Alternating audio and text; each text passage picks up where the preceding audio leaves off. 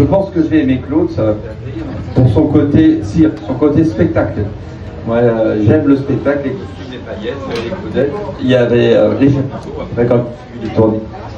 Malheureusement, je ne l'ai jamais vu sur scène. J'avais 12 ans, moi je suis de Brest, il est passé à Landerneau, où les commerçants l'avaient vu venir. J'ai fait le forcing près des parents, mais ils n'ont pas voulu m'emmener, il y avait trop de monde, patati, et voilà, j'ai jamais vu. Et effectivement, un jour, je vois que Prisca est en séance de dédicace au centre commercial Belle Épine. Je suis allé faire un tour, dédicacer mon livre et tout, et je vois au dos de la petite danseuse de 14 ans qu'elle est en photo avec sa tigresse. Sa tigresse, je lui dis, mais vous avez une tigresse, etc. Et puis elle me dit, mais oui, je connais bien les Bouillonnes, le monde du cirque, et voilà, évidemment, ça nous a rapprochés, ce qui fait qu'on on s'est pas quitté pendant 35 ans, et pour ses 60 ans, je lui ai fait la surprise de fêter son anniversaire à Chartres sur le 10 de cirque où elle a présenté des éléphants sur Alexandrie Alexandre. Entre autres. Il a réalisé mon rêve. Soit à mes 60 ans, je voulais absolument rien faire, ou alors je voulais réaliser un rêve. Lui, il a cogité. Il m'a dit, tu as peut-être la chance, soit tu présentes les tigres ou les éléphants. J'écoute, moi je connais les tigres quand ils ne connaissent pas la personne, bon. Et ben j'ai fait les éléphants, il a réalisé ce rêve. C'est le seul homme, et on n'est pas mon maîtresse, hein. Voilà. Mais il a réalisé mon rêve, c'est un cadeau que je n'oublierai jamais. Voilà.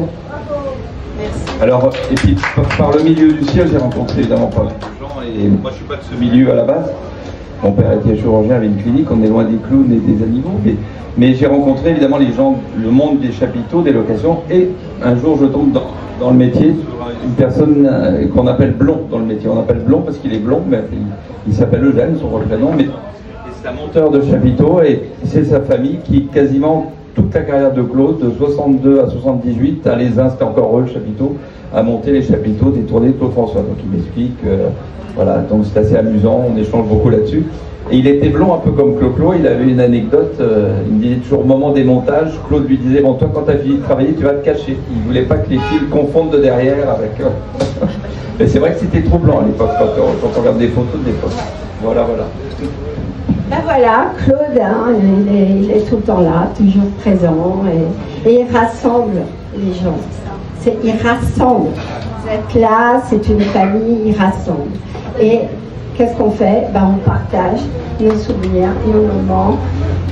C'est comme une chaleur, on est heureux de se retrouver.